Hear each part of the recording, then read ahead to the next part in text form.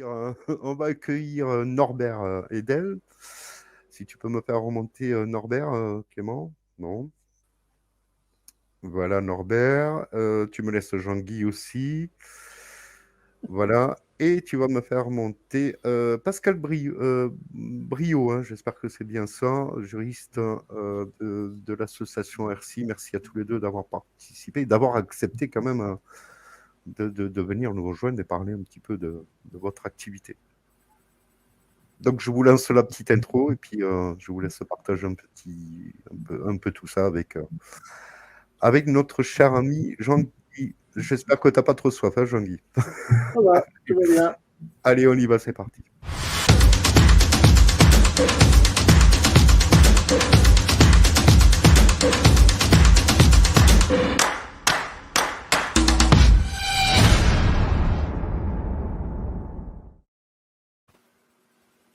Oh, voilà, je suis au milieu. Ouais. Bonsoir Norbert, bonsoir Pascal. Très heureux de vous retrouver. Merci, comme l'a dit Joël, je me répète, mais c'est sincère. Merci d'avoir répondu à l'invitation. Très heureux de vous accueillir tous les deux. Bon, les questions sont plus préparées à la base pour et avec Norbert, mais Pascal a son rôle aussi, puisqu'on va aussi aborder la partie un petit peu juridique de l'ERCI. Donc à ce moment-là, vous prendrez la parole quand vous voulez. De toute façon, on n'est pas... voilà, c'est ouvert, disons. Pas de problème.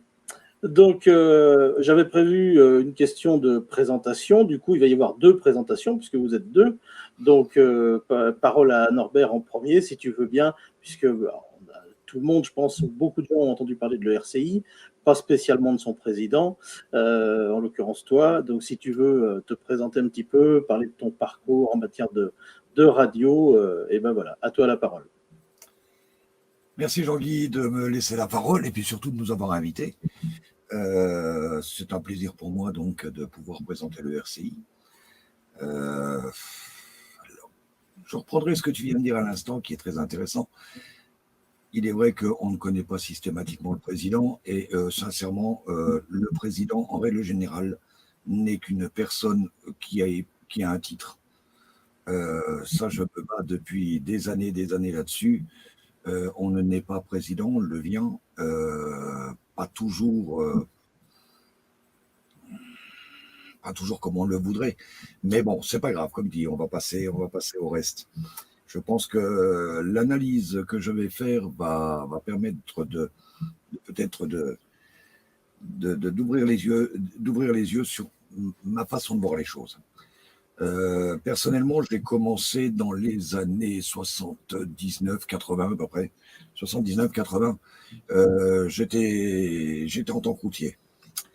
J'étais sur la route, j'ai touché à tout. J'ai touché à l'international, j'ai touché au camion remorque, au semi-remorque, au convoi exceptionnel, enfin j'ai touché à tout. J'ai fait de multiples patrons parce que je suis une personne qui ne tient pas en place. Je suis un hyperactif malheureusement de naissance et je pars toujours du principe qui n'avance pas recule. Donc automatiquement il faut que ça bouge. Du moment où je reste trop longtemps quelque part, vulgairement je m'emmerde. Voilà, tout simplement, c'est franc, c'est direct. J'étais déjà collectionneur de radios, j'étais déjà collectionneur de radios anciennes, déjà à cette époque. Je devais avoir une centaine de postes radio des années 30 aux années 46, 47, si mes souvenirs sont exacts, et tout en état de fonctionnement. Par la suite, j'ai continué avec la suite de la collection, c'est-à-dire les transistors dans les années 60-70. Bon, plus facile parce que ça prend moins de place. Et puis, là, on ne le voit pas, et heureusement d'ailleurs, parce que sinon, je risquerais d'avoir les foudres de certaines personnes, mais bon, c'est pas grave, chacun a ses idées, je les respecte. Depuis les années 80, 80 à peu près, je suis collectionneur de tout ce qui touche, tout ce qui touche de près ou de loin, ou ce qui a touché au général de Gaulle. Voilà, donc un collectionneur de Gaulle, j'ai des étagères pleines devant moi. Voilà. J'ai été bercé dedans étant jeune, donc c'est tout à fait normal. Voilà, grosso modo, où c'est que j'en suis. D'accord, écoute, voilà, ça permet de mieux te connaître, tu vois, De Gaulle, oui, intéressant. Thème qui n'a pas grand-chose à voir avec la radio, mais Pourquoi pas? Il a quand même su s'en servir à une époque où c'était bien pour lui, la radio. Donc voilà, le thème est sympa. Pascal, à toi, si tu veux bien, je te vais pas proposer avant de te présenter, mais tant qu'on y est, c'est pas mal. Pas de souci, je vais me présenter.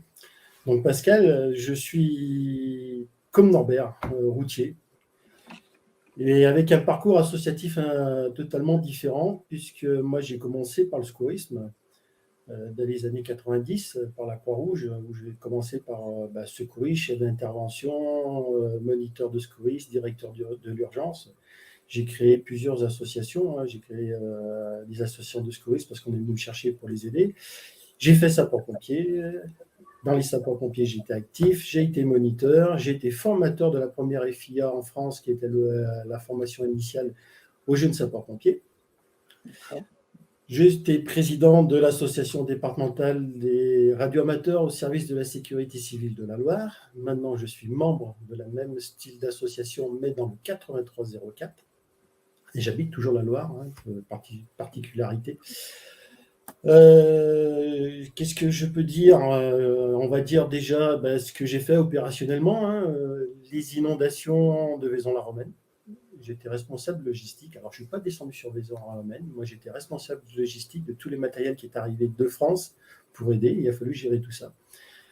J'ai géré aussi le séisme à Annecy. Tout le monde ne s'en rappelle pas, mais en 1996, il y a eu un tremblement de terre. J'ai fait la Coupe du Monde à Saint-Étienne et à Lyon, puisque je suis de la Loire. J'ai fait la gestion des réfugiés du Kosovo, la fameuse guerre du Kosovo, à l'aéroport de Lyon et Clermont, où le premier avion qui est arrivé de Lyon, malheureusement, c'était un avion où c'était des personnes de sexe féminin qui ont été mutilées de la guerre. Donc, il a fallu gérer tout ça. J'ai fait la gestion en même temps alimentaire de la Loire pour les réfugiés du Kosovo. Et ma grosse activité que j'ai fait dernièrement, c'est la mise en place d'un exercice commémoratif d'un crash qu'il y a eu dans la Loire, le 27 octobre 1972. Et là où j'ai pu déplacer, je dirais, entre les pompiers, les radioamateurs au service de la sécurité civile, les secouristes, environ une centaine de personnes sur le terrain.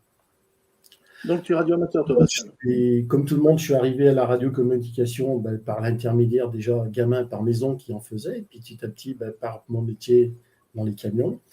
Et puis très vite, je suis passé radioamateur en 2013 et j'ai continué cette évolution.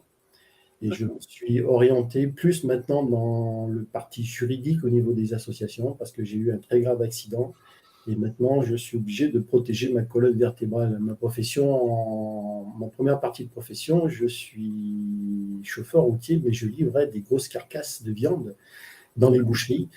Donc, à titre d'exemple, mon record de carcasse, c'est 196 kg. 196 kg à descendre à des marches d'escalier, à livrer dans une boucherie. Maintenant, je dois protéger mon dos, donc je me limite et je préfère plus faire du juridique, me spécialiser là-dedans et aider toutes les associations, puisque je dois faire partie à peu près d'une petite quinzaine d'associations. Voilà, Jean-Guy, mon petit parcours. Très bien. Très bien, beau parcours au niveau solidarité, entraide, etc., etc. Merci Pascal. Je pense que ça va aussi intéresser nos amis spectateurs. Alors, je vais revenir vers Norbert. Évidemment, cibiste, Norbert. Je sais que tu n'aimes pas ce mot-là, donc on va dire amateur radio, que d'autres n'aiment pas non plus. Mais bref. Tu n'es pas radioamateur licencié. Voilà, on va dire ça comme ça. Ça va très bien. Ça va très bien. T'es comme moi, quoi. Voilà. Par contre, est-ce que, à titre perso, tu préfères plutôt les contacts DX ou plutôt les contacts locaux?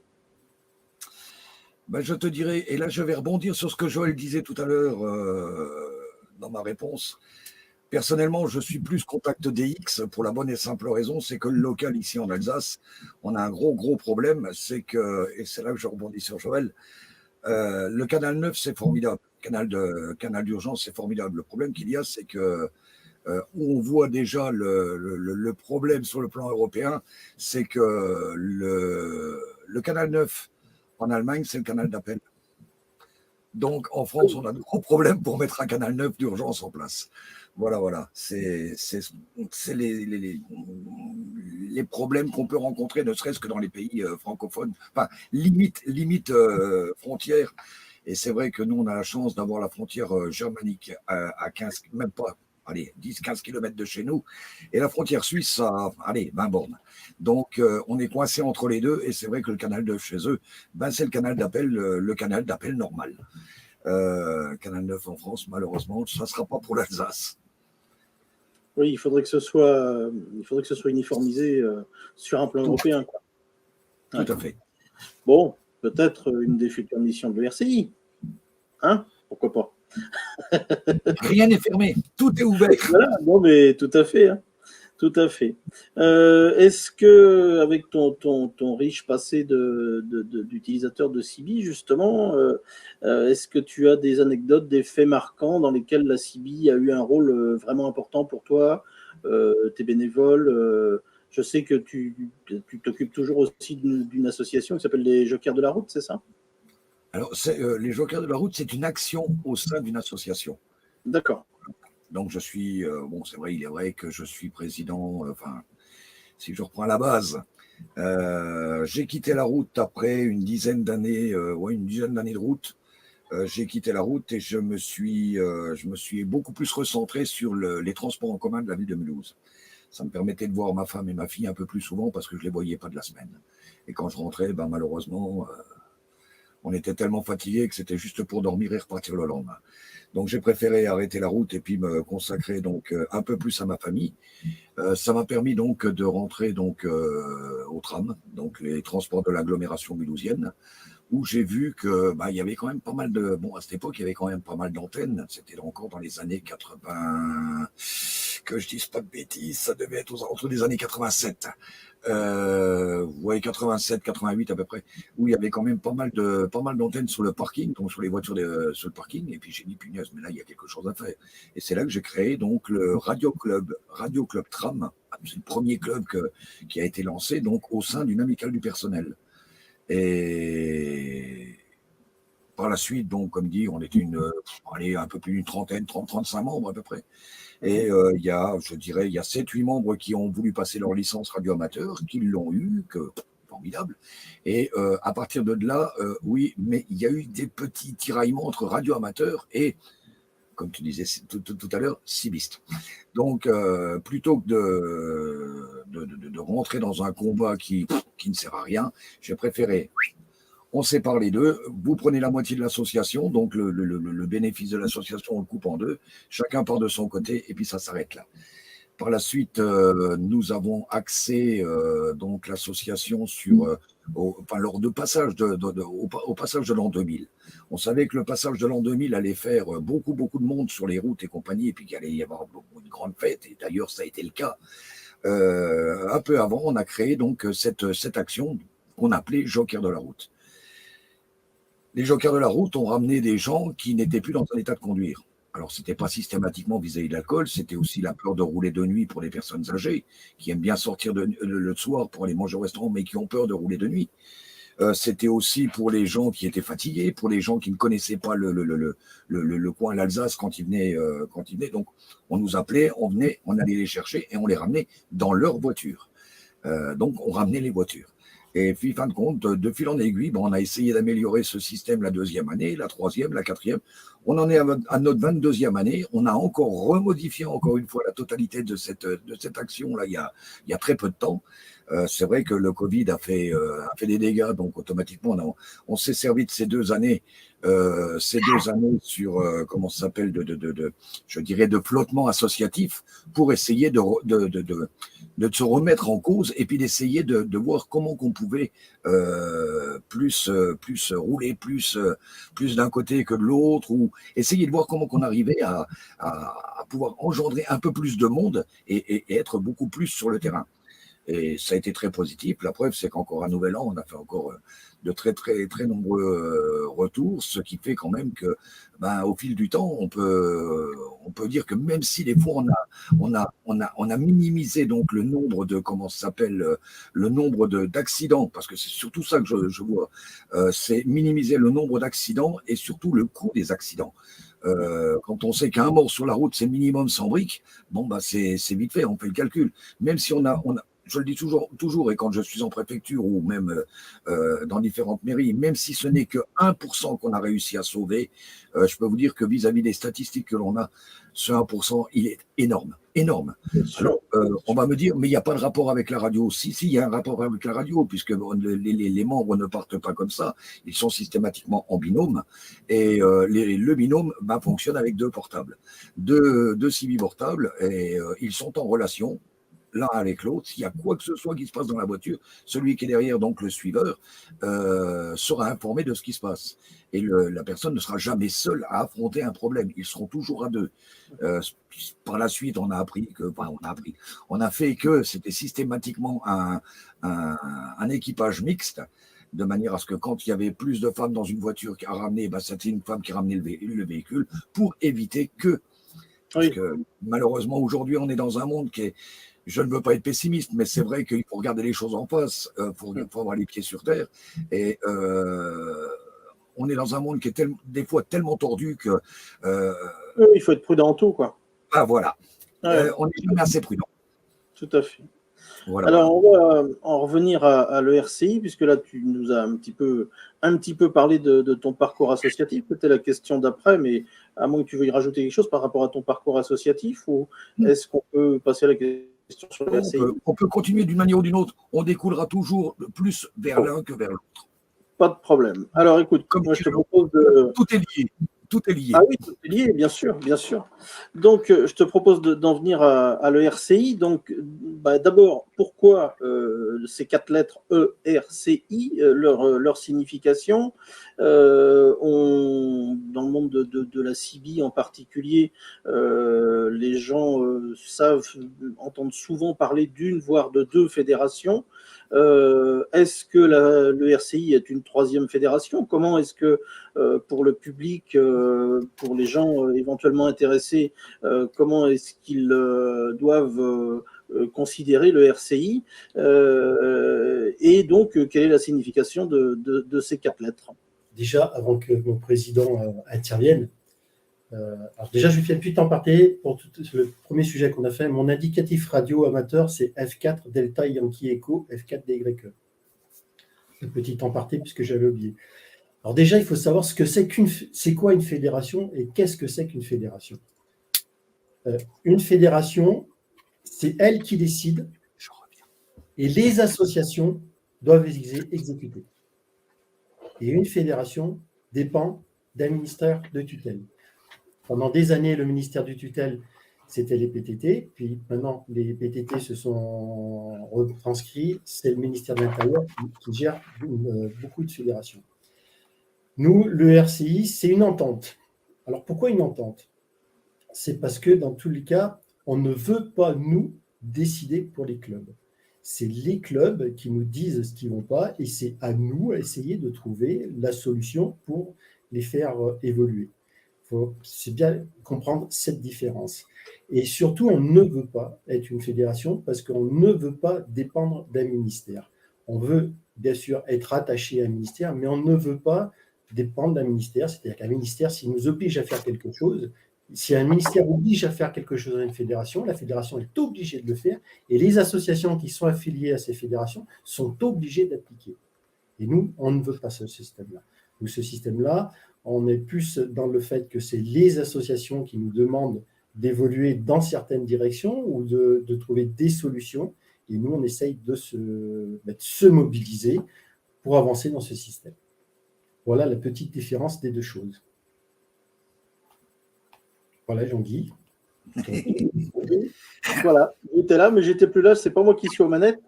Donc, quand on me fait disparaître, j'attends qu'on me fasse revenir. C'est le monsieur qui a la baguette magique qui fait ça. Moi, je suis comme vous, j'assiste à ce qui se passe.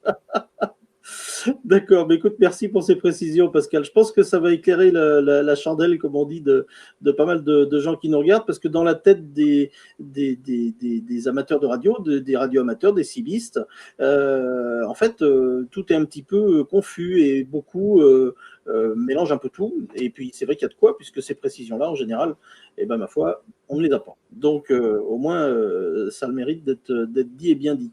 Donc, signification des 4 lettres ERCI, Norbert, pour rappel. Entente, Radio Club et indépendant. Voilà. C'est clair aussi. Donc, c'est clair aussi, oui.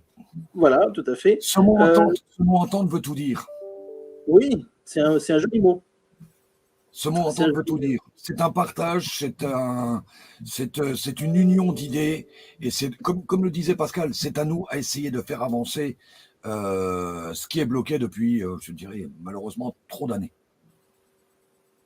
Oui, tout à fait. Alors, club et indépendant, justement, je sais que au niveau de l'ERCI, pour être allé voir votre site depuis un certain temps déjà, et par rapport à d'autres que je ne citerai pas, vous avez une clarté et une transparence exemplaire. En ce qui concerne le nombre de clubs et de membres indépendants, on peut avoir une idée du nombre pour que nos spectateurs puissent savoir un petit peu ce que le RCI représente aujourd'hui. Le RCI a toujours eu dès le départ, et ça a été une volonté dès le départ de l'ensemble du groupe qui a créé ce petit groupement. Premièrement, une transparence, et la deuxième chose, la certification par un cabinet d'expertise comptable des finances. Alors je rassure, nous, notre but n'est pas de faire de l'argent pour faire de l'argent. Il est déjà de faire tourner un ensemble. La preuve, je vais prendre l'exemple, Pascal est là pour le dire. On était sur une manifestation nationale lors du 14 juillet, du 14 au 21 ou 22, je ne me rappelle plus exactement, entre Épinal et Paris. La totalité a été prise à nos frais. Donc, aucun frais n'est sorti des caisses de l'ERCI. Et ça, on pourra la regarder après l'Assemblée générale du mois d'avril, puisqu'il y aura la comptabilité, tout sera en ligne et tout sera dans la transparence totale que le RCI a toujours voulu. Nous n'avons rien à cacher, nous ne travaillons pas avec notre argent, mais avec l'argent des membres. Donc, c'est tout à fait normal que ça soit au grand jour. Autre point dans la comptabilité que j'ai souhaité, moi personnellement, et ça je le souligne en rouge, des points divers dans la comptabilité, j'en veux pas. Il n'y a pas de points divers. Dans le divers, on peut mettre n'importe quoi. Moi personnellement, comme je le disais à l'instant, je n'ai rien à cacher et tout doit être transparent. Maintenant, on va parler du côté des chiffres. Alors, tu sais aussi bien que moi, Jean-Guy, que les chiffres, on leur fait dire ce qu'on veut. On leur fait dire ce qu'on veut et surtout, on les interprète, surtout comme on veut bien les interpréter. En 2015, donc, quand on a quitté, comme dit, on a quitté un système où ça n'allait plus, donc j'ai préféré partir. Ça ne sert à rien de se prendre de tête systématiquement. C'était exactement la même chose que dans un mariage. Du moment qu'on ne se supporte plus ou qu'il n'y a plus l'attirance qu'il y avait, autant se séparer.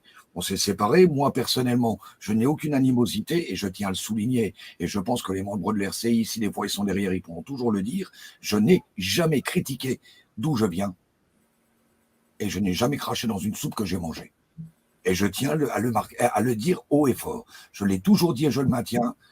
Il y a une chose que je dis, c'est chapeau pour la personne que j'ai connue donc, pendant ces années et que j'ai toujours eu en respect vis-à-vis de l'âge. Je m'arrêterai là, je ne dirai pas plus. Comme je le disais. Maintenant, on va parler des chiffres. Comme je te disais tout à l'heure, les chiffres, on leur fait dire ce qu'on veut et on les interprète à leur manière. Au moment de la création de l'ERCI, j'ai dit que si des fois on arrivait à 150 membres la première année, ça pouvait être viable. La première année, on était 175 membres. J'ai dit, feu, on y va. La deuxième année, j'ai dit, allez, un peu plus de 200. Troisième année, 300, 400, 500 jusqu'à la cinquième année. Troisième année, on était un peu plus de 350. J'ai dit, formidable, c'est toujours viable. Au bout comme dit, on est dans notre sixième année. Malheureusement, comme dit, on est comme tout le monde. Le Covid est passé par là. Faut pas oublier que les chiffres, les statistiques sont sorties là, il n'y a pas si longtemps d'ailleurs du gouvernement. Il y a quand même une perte de 62% dans le monde du bénévolat, donc tout confondu. Je dirais que le RCI sort encore bien son épingle du jeu puisqu'on avoisine les 450, un peu plus de 450 membres actuellement. Voilà. Côté les clubs, je te dirais que les clubs,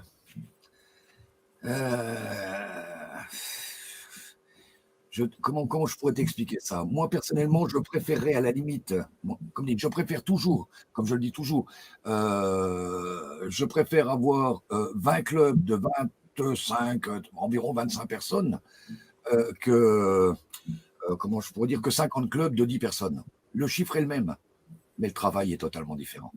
Et il est beaucoup plus plaisant.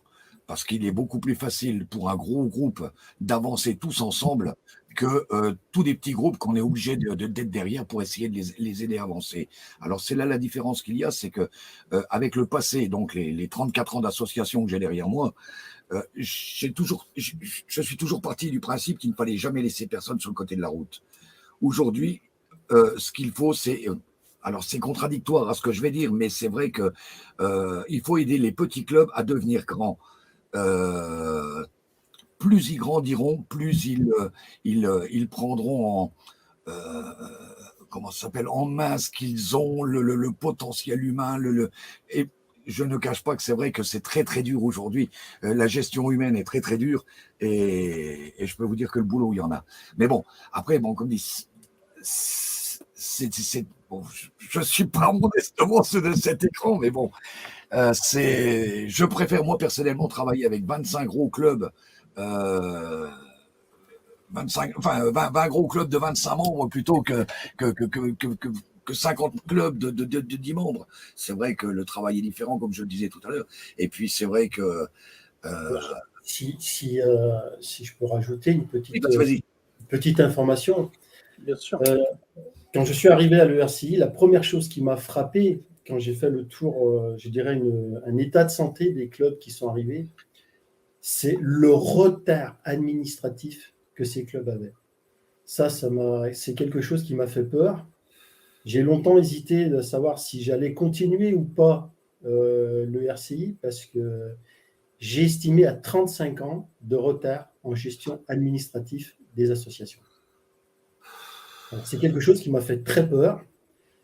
Et j'ai eu longtemps une réflexion avec donc Norbert, notre président, et cette peur-là m'a donné de l'énergie, où j'ai réappris à toutes les associations à comment, déjà, plusieurs choses. Il y a eu deux périodes de révolution dans le monde associatif. C'est que maintenant, de plus en plus dans le monde associatif, on demande de présenter un rapport moral complet, on demande de présenter un rapport d'activité complet et on demande de présenter une comptabilité dite, une comptabilité analytique. En association, on a le droit à deux choix. Soit la comptabilité simple, c'est-à-dire dépenses et recettes. Mais quand vous allez avoir des demandes de subvention, vous êtes perdu parce que les 3/4 des demandes de subvention vous demandent de la comptabilité analytique. Et cette comptabilité analytique, il faut y passer. Donc, on a passé une période très importante à expliquer au club comment on fait un rapport moral, comment ça se fait, comment ça se construit, comment on construit un rapport d'activité, qu'est-ce qu'il faut mettre, qu'est-ce qu'il ne faut pas mettre, et comment on fait une comptabilité analytique. Maintenant, les clubs se mettent en route. On s'est rendu compte que certains clubs ne veulent pas faire l'effort. Et nous, c'est clair. Et moi, c'est ma politique. Mais un club qui ne veut pas faire l'effort, qui ne veut pas avancer, qui ne veut pas évoluer, je n'ai pas à perdre mon temps à lui consacrer. Donc, s'il ne veut pas évoluer, il va voir ailleurs, il va se promener, il retourne à d'autres fédérations, il retourne où il veut. Mais moi, je ne perdrai pas mon temps à faire l'évoluer. Ensuite, je me suis rendu compte que dans le monde associatif de ces clubs qui nous ont rejoints, c'est que ces clubs avaient fait beaucoup de dépenses qui ne sont pas en objet statutaire des associations. Quand on crée une association de loi de 1901, on a un objet statutaire et ces dépenses que l'on fait, ou les recettes éventuellement, doivent être liées à l'objet statutaire. À l'heure actuelle, ça fait déjà ça va faire 3 ans qu'on est passé sur un système d'impôt de prélèvement à la source. L'État a un nombre de personnels maintenant qui ne sont pas utilisés proprement dit des choses, et ce personnel contrôle les associations. Et beaucoup d'associations, moi j'ai 2 associations qui ont été contrôlées, je peux vous dire que quand les gens arrivent et qu'ils vous disent on va contrôler vos dépenses, et ben, dans un premier temps, vous êtes très mal, parce que vous vous dites toujours est-ce que j'ai fait une erreur, est-ce que j'ai pas fait, et vous êtes très content quand on vous dit que la comptabilité elle est bien tenue. Ensuite, il faut savoir que nous, le RCI n'est pas en loi de 1901, est en loi de droit local, le droit Alsace-Lorraine, qui est une gestion qui est complètement différente.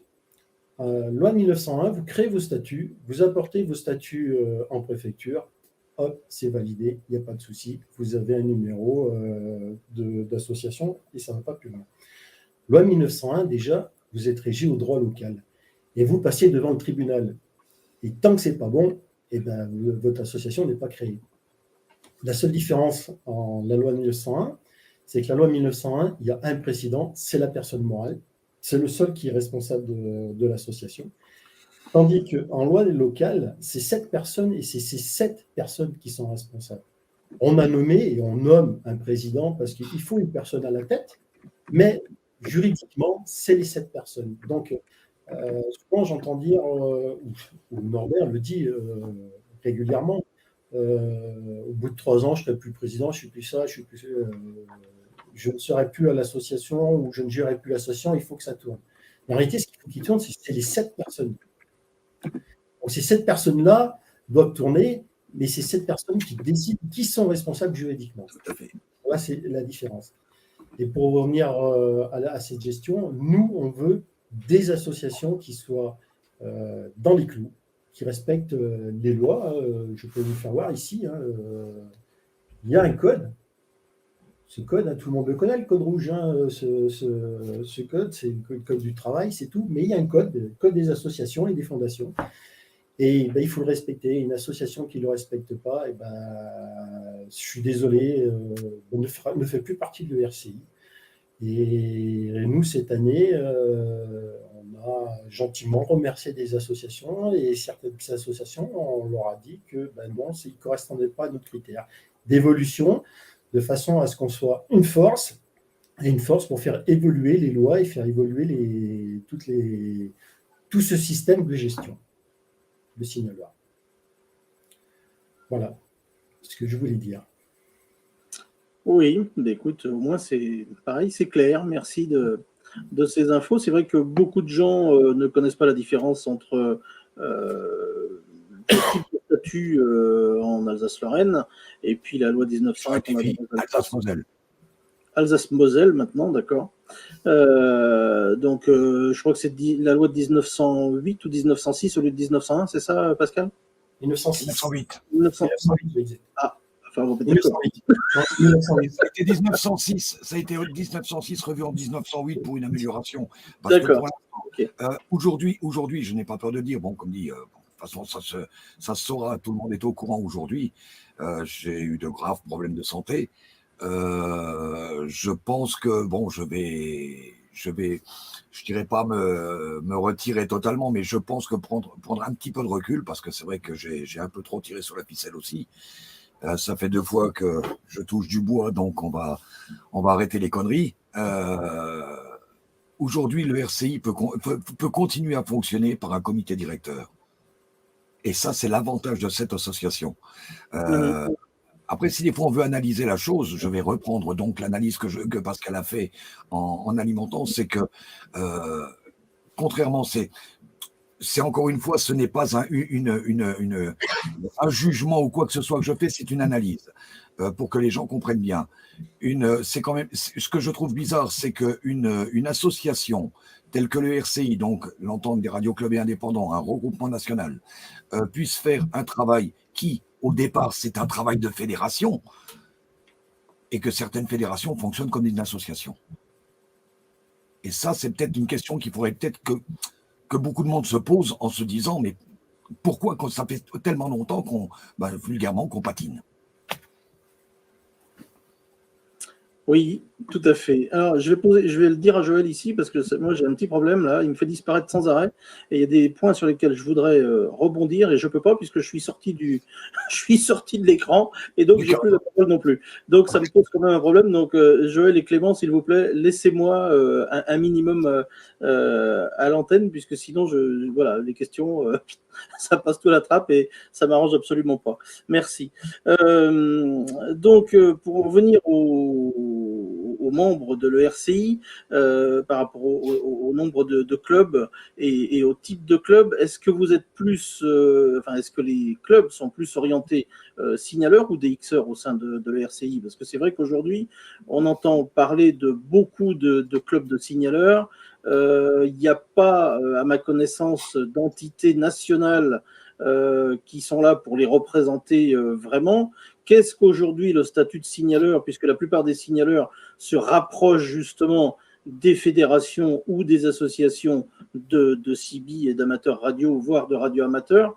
Je pense qu'il y a aussi des choses au niveau réglementation là-dessus qui pourraient intéresser pas mal de monde et si vous pouvez éclairer un petit peu la lanterne, ça serait pas mal. Oui, alors bon, moi je peux déjà dire la chose suivante, c'est que du côté des DXeurs, bon, c'est vrai qu'on a pas mal de DXeurs et on a commencé à en avoir pas mal l'année dernière déjà. Le fait que notre responsable DX ait mis un contest en place déjà pendant 3 mois, ça a permis donc de faire venir pas mal de monde et je ne peux que les en remercier. Après, il est vrai que le DX est beaucoup plus comment ça s'appelle, une partie plutôt individuelle, une partie personnelle. On ne verra pas un grand groupe être tous ensemble pour faire un contest. On ne va pas se mettre à 36 postes l'un à côté de l'autre pour faire un contest. Donc chacun sera plus ou moins chez lui pour faire le contest de son groupe.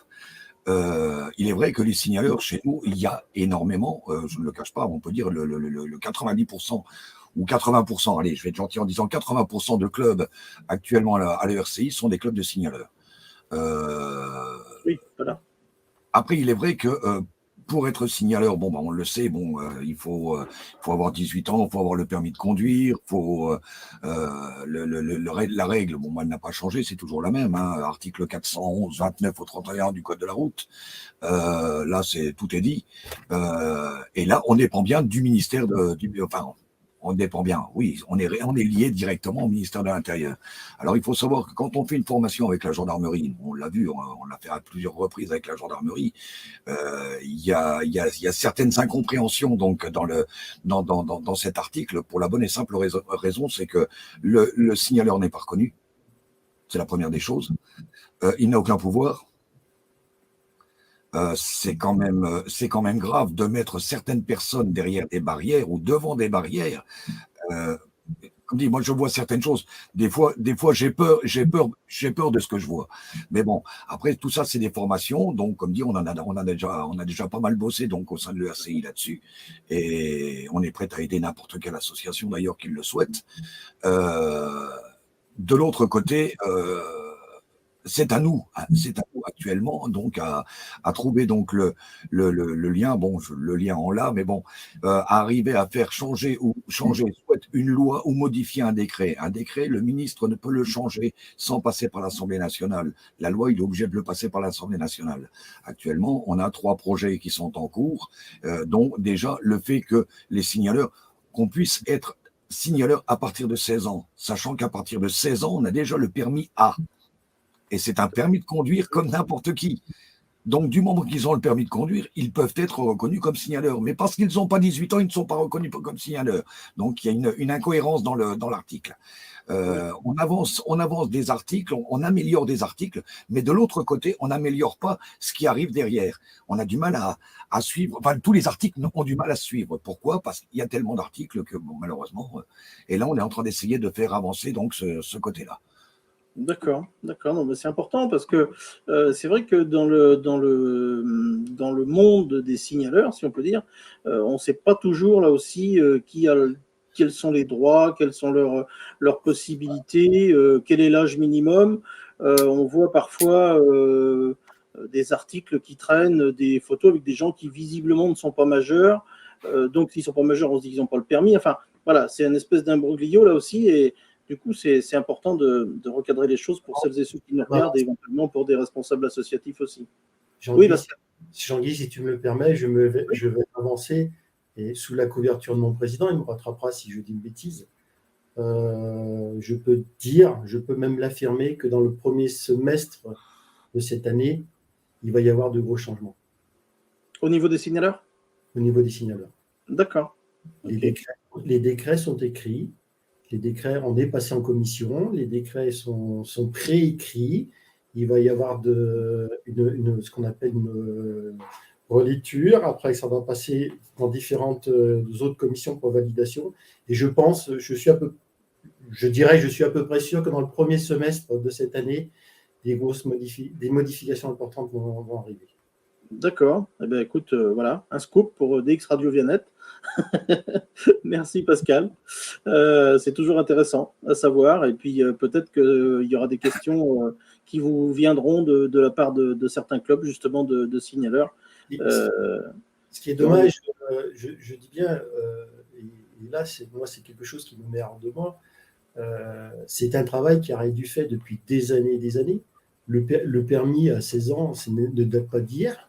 Hein, ça fait déjà quelques années que c'est sorti. Et je trouve ça inadmissible que les fédérations en place ne se sont jamais occupées de ce problème. Mais quelque part, pour moi, c'est une honte, mais à tout haut niveau. C'est déjà un non-respect pour le monde associatif. C'est déjà un non-respect pour les adhérents d'associations qui font une mission associative. C'est ça ce problème. On est dans un monde, le monde associatif, c'est un monde qui est la première force de la France. Tout à fait. S'il n'y avait pas le monde associatif, le monde économique français ne tournerait pas. C'est ce que je te disais tout à l'heure, les signaleurs aujourd'hui, je pense qu'ils se dirigent vers les associations de CIBI parce qu'en fait, ou les fédérations ou le RCI, parce qu'ils n'ont pas de représentants nationaux finalement, officiels les concernant eux spécifiquement, je veux dire. Voilà. Si, il y a des représentativités, sauf que ces représentativités, si elles ne travaillent pas, elles ne sont pas reconnues auprès des ministères. Comment ça se fait que le RCI, en 5 ans d'existence, va à l'Assemblée nationale, explique ses problèmes en commission, et on nous dit, mais monsieur, comment ça se fait que ce n'est pas fait ? Quand on va au Sénat, qu'on explique ces mêmes problèmes, on nous répond, mais monsieur, mais comment ça se fait que ça n'a jamais été fait ? Et qu'on leur dit, mais il existe des fédérations. Et là, c'est clair, je le dis en présence de mon président, sans des 2 assemblées législatives, on nous a dit, ces fédérations, mais on ne les connaît pas. Ça, c'est très grave. Ça, c'est quelque chose qui est inadmissible. Alors, il faut qu'une entente se crée, tape aux 2 portes des assemblées, qui n'est pas facile. Ce n'est pas facile de taper 2 assemblées. On ne rentre pas comme ça dans une assemblée. Ensuite, on ne rentre pas comme ça dans une commission. Il faut créer ces commissions. Et que dans l'entente de ces commissions, on nous dit, mais les fédérations, mais non, on ne les connaît pas. Ça, c'est très grave. Ça, c'est quelque chose qui est inadmissible. C'est un non-respect des gens qui donnent de leur temps pour une mission associative. Alors, tu vois, moi, je vais calmer un peu le jeu. Je sais, ils ont été connus pendant un long moment. Mais malheureusement, en ce moment, le travail fédératif n'est pas fait en ce moment. Ce n'est pas à nous, en tant qu'association nationale, d'aller au créneau. C'est aux fédérations à y aller. Mais puisqu'on voit que ça ne bouge pas, ou ça ne bouge pas, peut-être que comme on souhaiterait que ça bougerait, parce qu'on n'est peut-être pas assez entendu, parce qu'on n'est peut-être pas assez écouté, parce que c'est malheureusement ça le gros problème aujourd'hui de notre société en général. On veut parler, mais on ne sait pas écouter. Peut-être aussi, oui. Peut-être aussi. Et c'est peut-être de là que l'entente a été créée, parce qu'il y a eu un manque d'écoute. Oui, bah écoute, ça, il n'y a que vous qui pouvez le savoir et le dire.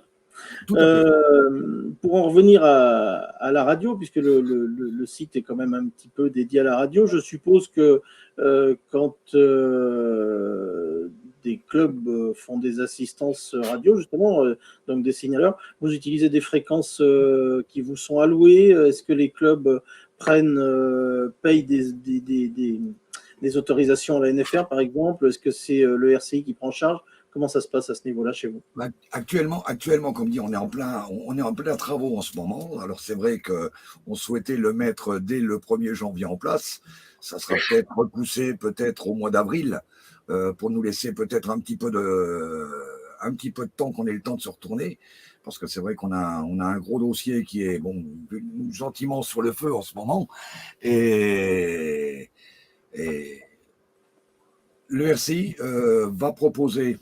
Alors, comme dit, c'est un gros investissement qu'on a l'intention de faire, mais bon, comme dit, c'est pour le monde associatif, c'est pour la sécurité donc des biens et des personnes.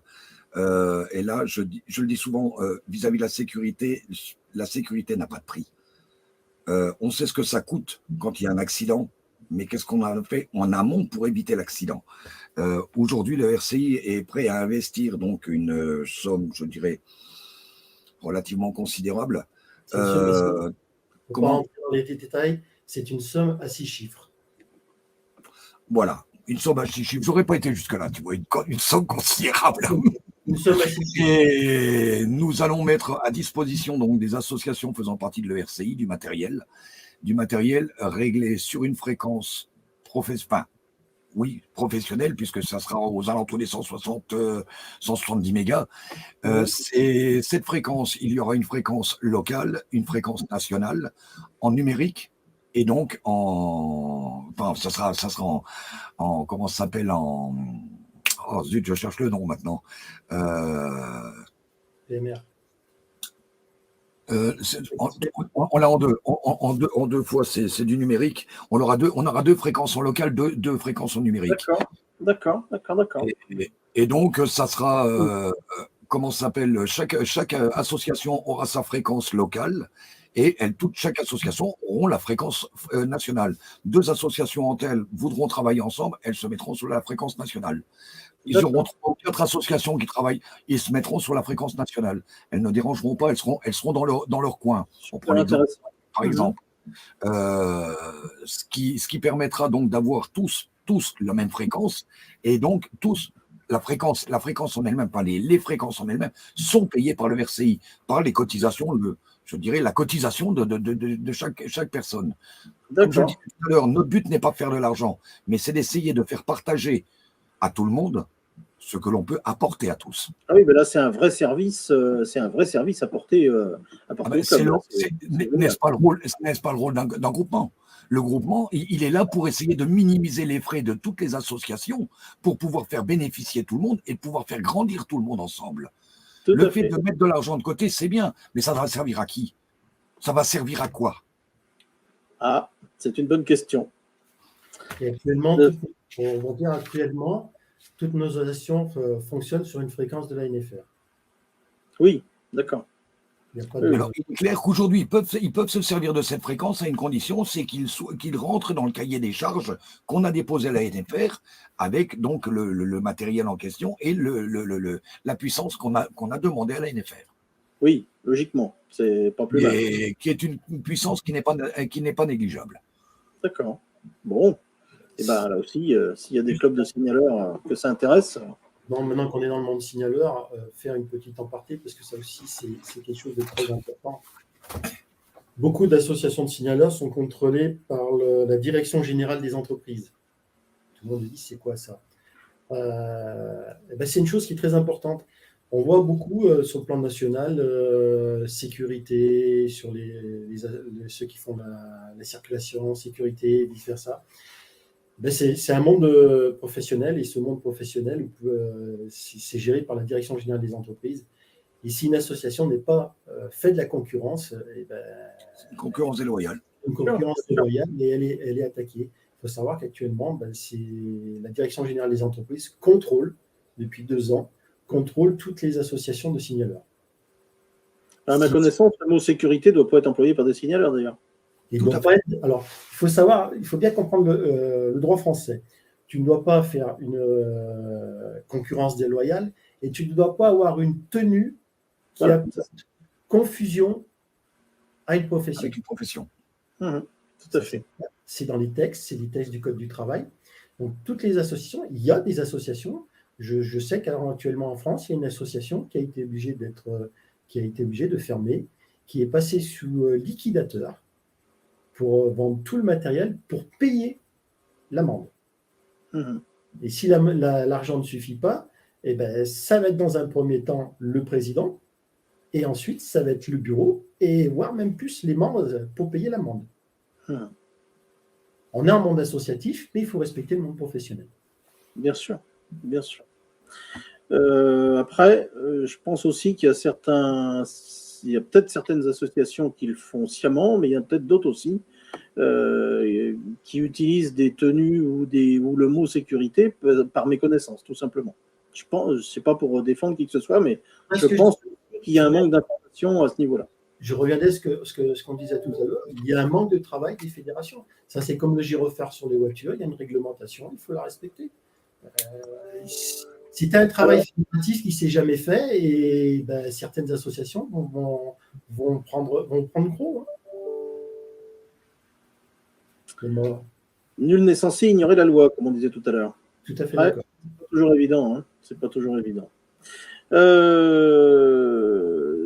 Dans l'esprit d'entendre, justement, Norbert, tout à l'heure, tu disais le rôle d'un groupement, c'est aussi d'apporter des choses aux gens dans un intérêt commun. Et justement, le RCI, je crois, a obtenu il y a quelque temps déjà une reconnaissance d'intérêt général. Est-ce que tu peux expliquer ce soir ce que ça apporte donc à l'ERCI et puis surtout ce que ça apporte aux membres? Alors c'est un avantage, c'est déjà un avantage que, bon, encore une fois, que nous avons vis-à-vis du droit local, donc en Alsace et en Moselle. Au bout de 3 ans, du moment qu'on arrive à présenter une comptabilité analytique qui est non, comment je pourrais dire, on voit bien qu'on ne récupère rien, quoi, qu'il n'y a rien, il n'y a rien pour nous, qu'elle est. Je sais pas, tu as peut-être le mot, Pascal, parce que là, en ce moment, je perds mes mots. Les adhérents désintéressés, voilà, désintéressés. Nous montons en dossier auprès de la Direction générale des impôts qui accepte ou qui refuse. La première demande a été refusée, elle a été représentée une deuxième fois, elle a été acceptée, et donc le RCI a été reconnu, et elle est reconnue d'intérêt général. Cet intérêt général, tous les membres bénéficient de cet intérêt général. Là, ce n'est pas un bénéfice pour l'entente, mais pour la totalité des membres. C'est-à-dire qu'une cotisation quelle que soit la somme que l'on reçoit, c'est déductible des impôts. Et donc le RCI fait un reçu fiscal de tout ce que l'on reçoit financièrement chaque année. Je peux même vite fait me tourner. Voilà ce que ça représente depuis le mois de janvier. D'accord. Donc voilà ce que ça représente. C'est beaucoup de boulot, mais bon, c'est pas grave. Comme dit, l'avantage, c'est que ce que les gens donnent, comme dit, on en parlera certainement un peu plus tard, quand on voit qu'à l'ERCI, on demande 10 €, les 10 € symboliques de cotisation, faut savoir qu'en réalité, vu ça fait 2 ans de suite maintenant que notre gouvernement nous dit que vis-à-vis des dons que l'on fait aux associations, on peut déduire jusqu'à 75% de ce don. Donc, ça veut dire que la cotisation de l'ERCI, en clair, elle est de 2,50 €. Puisqu'on récupère 7,50 € sur nos impôts. D'accord. Et tu disais donc 10 € d'adhésion, que ce soit pour les membres indépendants et les clubs, ou il y a une différence pour les uns et les autres? Alors, comme dit, je vais jouer plutôt dans le comique. Est-ce qu'il y a une différence entre un indépendant ou un membre? Ce sont des personnes, ce sont des amateurs radio, aussi bien d'un côté que de l'autre. Donc, c'est 10 € pour n'importe quelle personne. Que ce soit un club ou indépendant, c'est 10 €. D'accord. Je voudrais aussi juste faire une petite aparté parce que j'ai vu passer une question. Actuellement, le RCI, c'est un petit peu plus de 40% de YL. J'ai vu. Voilà, on est pratiquement. Et le RCI fonctionne, loi qui est en place, c'est-à-dire qu'on doit faire la parité. Le bureau de l'ERCI correspond à la parité de loi française.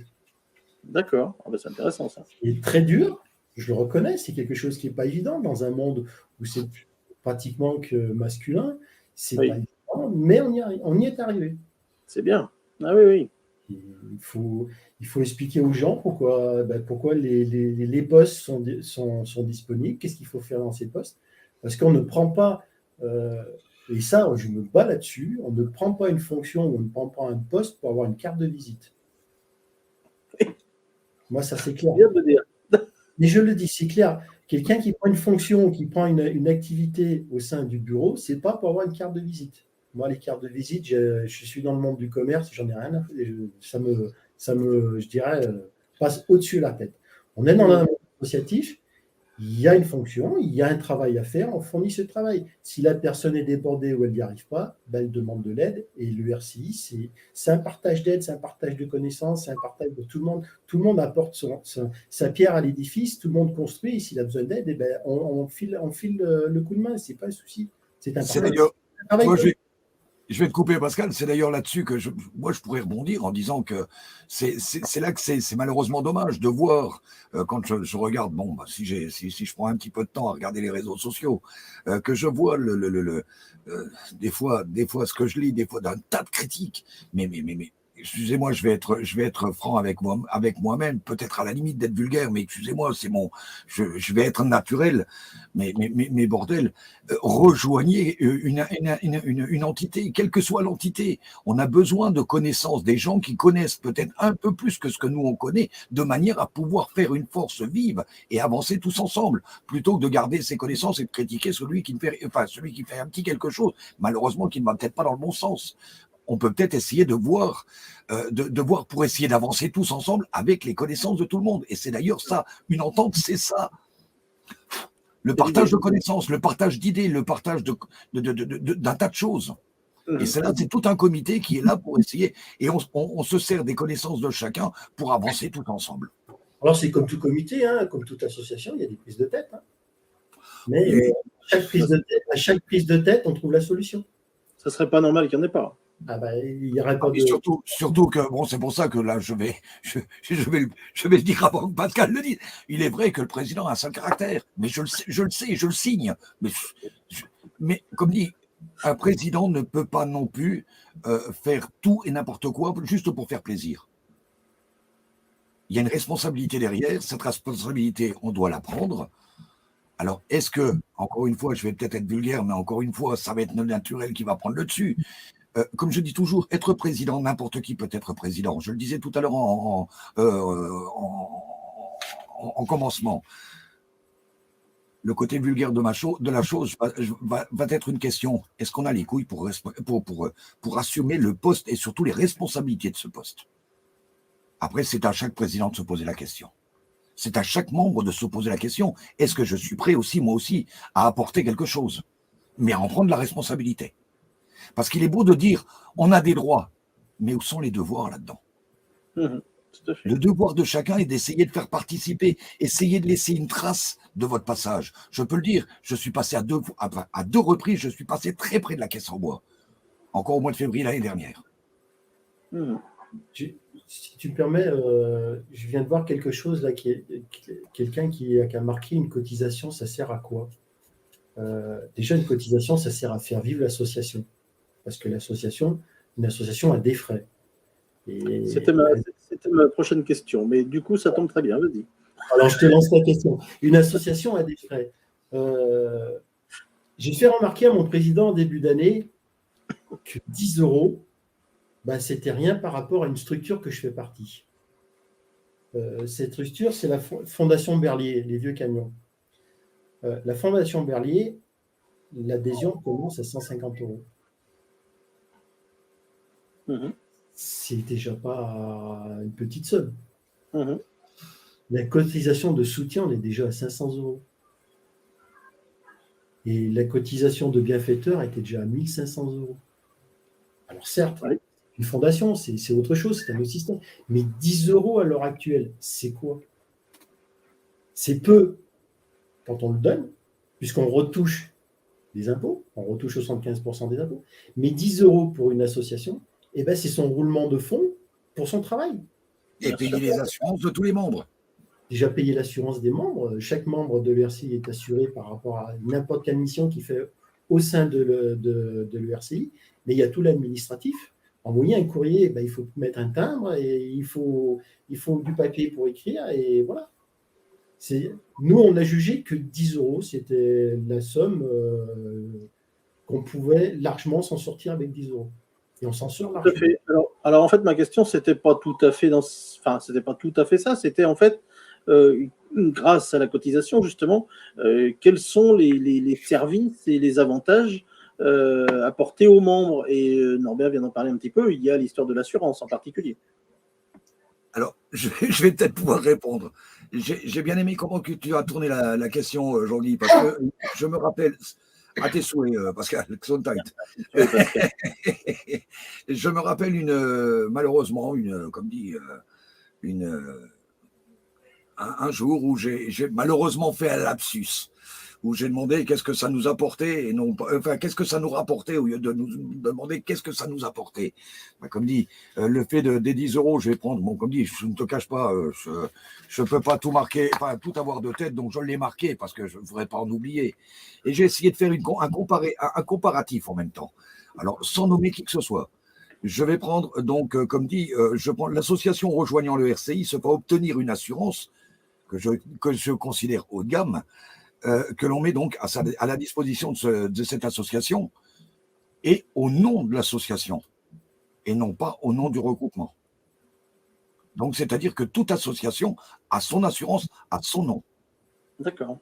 C'est quand même, si des fois on va dans une assurance pour avoir la qualité de cette assurance, que je ne décrirai pas parce qu'il y a quand même pas mal de... Je suis assez à cheval du côté des assurances là-dessus. Comme je le dis toujours, voilà, merci. Je vois juste un message passer, 10 balles, c'est tout juste un paquet de clopes. Oui, c'est tout à fait ça. Même pas, parce qu'aujourd'hui, c'est 13 euros, malheureusement. Mais bon, aujourd'hui, si des fois on prend une assurance de cette valeur, c'est à peu près 250 balles une assurance dans ce style. Après ça, je prends... Avec le package que nous faisons, l'association qui rejoint donc et qui a donc cette assurance peut bénéficier donc d'une soirée gratuite auprès de la SACEM et de la SPRE. Les deux administratifs, enfin les deux administrations qui récupèrent du pognon pour les droits d'auteur donc des musiques que l'on passe. C'est-à-dire qu'en fait, vous avez un partenariat ERCI-SACEM, c'est ça? C'est pas directement SACEM, c'est par le biais donc d'une fédération. D'accord. Fédération de bénévolat, qui, elle, l'a obtenue. Donc, on a une gratuité. Donc, chaque association a droit à une gratuité dans l'année. C'est pas rien. C'est pas négligeable, puisqu'on économise entre 250 et 350 euros. Oui, c'est très suivant le montant que l'on déclare de cette soirée. Après ça, cette association bénéficiera du système que nous avons mis en place, donc avec Pascal et puis donc le comité qui est derrière moi, d'un drive où on fait passer toutes les informations, aussi bien loi, décret, le fonctionnement des formations, enfin, tout ce que l'on peut pour faire avancer une association. L'association a un drive où elle seule, elle peut accéder au drive. Et donc, nous, on peut lui envoyer les messages sur ce drive de manière à la faire grandir, cette association. Donc, c'est déjà, encore une fois, c'est un drive supplémentaire. Elle bénéficie donc d'un système de comptabilité analytique qui est, faut pas l'oublier, qui est quand même obligatoire depuis le 1er janvier 2020. Grâce à Pascal qui a mis tout ça en place. Cette même association pourra enregistrer ses déplacements d'assistance afin de pouvoir qualifier et quantifier le travail de chacun. Ça nous permet, nous, personnellement, de pouvoir analyser et surtout comptabiliser à la fin de l'année la totalité des manifestations qui ont été effectuées sur l'ensemble du groupement de l'ERCI, le nombre de signaleurs qui ont été sur le terrain, le nombre de postes qu'on devrait couvrir, le nombre d'heures effectuées, les kilométrages parcourus. Et ça, on le fait depuis 2015. Ça fait quand même 7 ans maintenant. Enfin, on attaque la 7e année maintenant, où on peut montrer des statistiques et qu'est-ce que ça a rapporté. C'est bien rapporté au gouvernement. Tout à fait. Parce que c'est tout ça, c'est des économies que le gouvernement fait. Le travail que tous les signaleurs font tous les week-ends, c'est du travail qu'on n'est pas obligé de mettre des forces de l'ordre en place. Bien sûr. Il ne faut pas oublier non plus que pour les 10 euros, que ça soit membre ou indépendant, comme je le disais tout à l'heure, donc il y a donc une assurance pour tout le monde. L'assurance est la même pour tout le monde. Une assurance, comme je le disais tout à l'heure, haut de gamme. lors de l'élection, lors comment ça s'appelle, de chaque assemblée générale, c'est un membre, une voix, un vote. Donc, en clair, à n'importe quel moment, une association, je prends un exemple tout con, une association qui est relativement importante vient à rentrer dans le RCI, on vient avoir un vote, cette association majoritaire vient à voter contre, le président il saute. Ben, je suis prêt à prendre le jeu. On n'est pas président à vie. On n'est que de passage, et ça, il ne faut pas l'oublier. Dans n'importe quel cas de figure. Après ça, si des fois je souligne le prêt de la fréquence que le RCI paye pour la totalité des associations, actuellement, je peux le dire, j'ai payé la licence il n'y a pas longtemps, 280 €. La boîte postale, le RCI met sa boîte postale à disposition de tous les DXeurs de manière à ce qu'ils économisent leur boîte postale, qu'ils aient la QSL aujourd'hui ou qu'ils l'aient dans 15 jours ou dans 3 semaines, le résultat est le même. C'est-à-dire que le RCI prend en charge le transfert du courrier en fait des QSL si des fois tu prends tu prends tout simplement le contest qu'il y a eu pendant 3 mois. C'était un premier, il y a eu des couacs, comme toute première chose. Après, moi je le dis toujours, toutes les personnes qui ont dit oui, mais on peut faire ci, on peut. Rejoignez-nous, donnez-nous un coup de main, créez le deuxième, il sera meilleur que le premier. Et on s'améliorera au fur et à mesure du temps. Non, mais ça, c'est vachement intéressant aussi. Hein. C'est quand même, et j'ai fait le chèque la semaine dernière, c'est 118,60 € la boîte postale.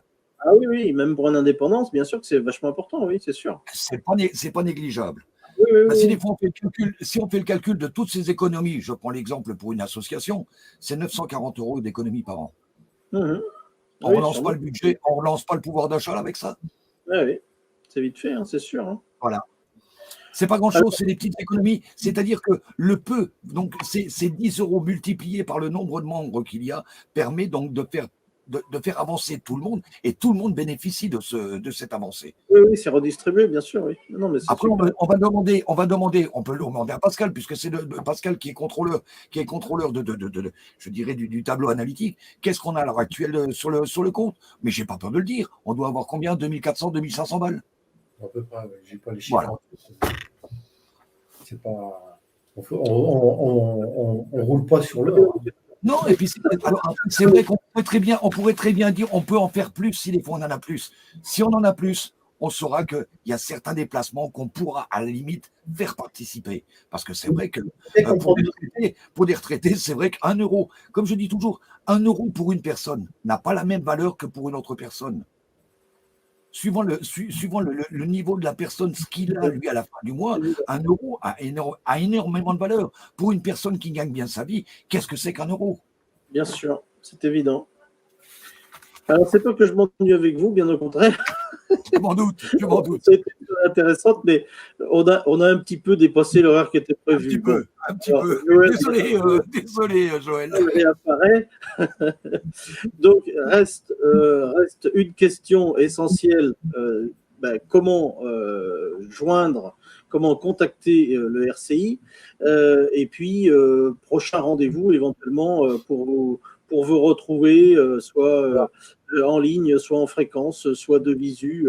Est-ce qu'il y a une date marquante à annoncer, et voilà, comment contacter le RCI s'il y a des gens qui ont des questions? Alors, il y a un site internet déjà.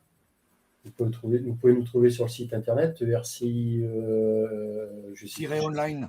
Online, il défile en dessous. Voilà. Une chose qui est très importante, c'est qu'on est en vidéoconférence pratiquement tous les jours sur gypsy.erci Europe. Vous pouvez nous contacter, on est régulièrement tous les soirs, on est dessus. Tous les soirs, on est dessus. Une fois par mois, il y a une réunion publique où on explique éventuellement nos avancées, où les gens apportent des questions et on leur donne des réponses. Comme dans tous les sites, de toute façon, il y a des perturbateurs, mais bon, on essaye de maîtriser au mieux, on essaye de donner la parole à tout le monde et on essaye de répondre au plus près des questions, quoi. Voilà, et puis je dirais, quand on veut rentrer en contact avec quelqu'un, on trouve toujours la solution. Voilà, il y a 2 solutions. Non, mais c'était l'occasion là de. Voilà. Oui. Après, tu as l'adresse mail, c'est erci.contact Donc erci.contact@gmail.com. Voilà. Je dirais que allez, maximum, dans le pire des cas, dans les 48 heures, vous avez la réponse. Voilà. Bon, ben, tout est dit. Allez, Joël. Numéro de téléphone 0389 45 49 07. Voilà, faut en Il profiter. y a Hein, un transfert d'appel, donc automatiquement, on vous répond en direct. Bon. Ben, merci à tous les deux. Un grand merci. Bon, Merci beaucoup à vous. Merci. c'était une première pour nous. Bah, Donc, c'est voilà, une première, on débute dans pas mal de choses. c'est une Il y première a des pour nous aussi. Alors, je sais pas si vous m'entendez, oui. Oui, Oui, bon. très bien, Joël. Voilà, c'est une première pour nous. Merci Norbert pour toutes ces explications. Merci Pascal, j'ai appris pas mal de choses là ce soir qui auraient pu me mettre en erreur pour ma future association. Donc voilà, ça fait du bien d'entendre ces choses-là. Merci Jean-Guy. Ah, Avec ouais, plaisir. t'as dépassé, mais bon, c'est pas grave, ça valait le coup quand même de Je savais que partager tout ça. donc, voilà. Voilà. Je vais faire remonter Ludivine.